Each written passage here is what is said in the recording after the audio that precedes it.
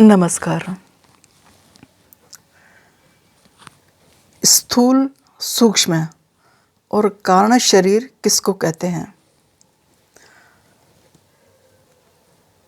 स्थूल शरीर को तो सभी जानते हैं, लेकिन सूक्ष्म और कारण शरीर लोगों की समझ में इन दोनों में जो अंतर है वो थोड़ा मुश्किल पड़ती है उनको।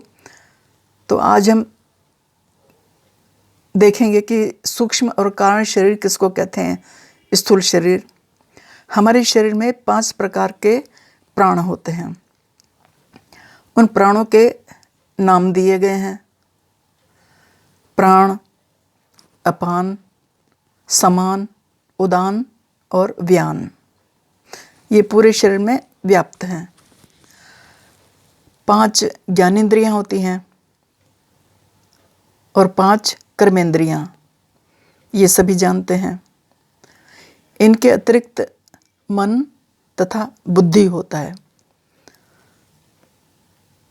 तो 5 प्राण, 5 ज्ञानेंद्रियां और 5 कर्मेंद्रियां, ये 15, मन तथा बुद्धि 17, ऐसे मिलाकर 17 तत्व हो जाते हैं। इन 17 तत्वों को मिलाकर सूक्ष्म शरीर माना जाता है। अभी हमारे सामने जो हाड़ मांस का शरीर दिखता है, ये स्थूल शरीर है। स्थूल शरीर के भीतर ही सूक्ष्म शरीर है। सूक्ष्म शरीर के भीतर कारण शरीर है। स्थूल शरीर की जागृत अवस्था होती है, चलता फिरता है ना। हमारी जो स्वप्न अवस्था है वो सूक्ष्म शरीर की होती है। और सुषुप्ति अवस्था यानी जब हम गाढ़ी नींद में होते हैं, जिसमें हमें कुछ भी याद नहीं रहता, पता नहीं रहता हम कहाँ हैं, स्वप्न देख रहे हैं या वास्तव में ये सब घट रहा है, तो यह अवस्था कारण शरीर की होती है। और अधिक अच्छी तरह से इसको कहते हैं कि जब हम चलते फिरते हैं, यह हुआ स्थूल शरीर। जब हम सोचते हैं, चिंतन करते हैं, मनन करते हैं, यह हुआ सूक्ष्म शरीर। और हमारा जो स्वभाव है, आदत है, प्रकृति है, यह हुआ कारण शरीर। ये कारण शरीर में है। स्थूल शरीर में क्रिया मुख्य होती है। क्रिया यानी चलना फिरना, लेन देन, काम, ये स्थूल शरीर के होते हैं। क्रिया मुख्य होती है। और सूक्ष्म शरीर में चिंतन मनन मुख्य होता है। और कारण शरीर में स्थिरता होती है। स्वभाव स्थिर होता है। तो यही कारण शरीर हमारी आगे की योनि, आगे की गति, आगे के जन्म का कारण बनता है। इसीलिए इसे कारण शरीर कहते हैं। मृत्यु के समय सूक्ष्म शरीर, जिसमें कारण शरीर भी है, स्थूल शरीर से अलग हो जाता है। मृत देह पड़ी रहती है, वो स्थूल शरीर हुआ। सूक्ष्म शरीर और कारण शरीर स्थूल देह को छोड़ देते हैं। इसमें प्राणों की मुख्य भूमिका होती है। सबसे पहले सब अंगों से प्राण संकुचित होते हैं। हाथ पांव ठंडे हो जाते हैं ना,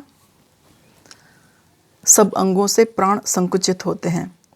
इसलिए चलने फिरने की शक्ति, देखने की शक्ति, लेने देने की शक्ति, बोलने की शक्ति, सुनने की शक्ति आदि सब संकुचित होकर हृदय में आ जाते हैं। हृदय की धड़कन चलती है ना, हृदय में आ जाते हैं। फिर यह सूक्ष्म शरीर प्राण वायु के द्वारा, 5 प्राण बताए थे ना, उसमें प्राण वायु के द्वारा बाहर निकलता है। ऊर्ध्व गति, अच्छी गति, ऊर्ध्व गति में जाने वालों के प्राण ऊपर के छिद्रों से निकलते हैं, शरीर के ऊपर के छिद्रों से, जैसे नाक, कान, मुख इत्यादि से निकलते हैं। और अधोगति, निम्न गति में जाने वाले के प्राण नीचे के छिद्रों से निकलते हैं।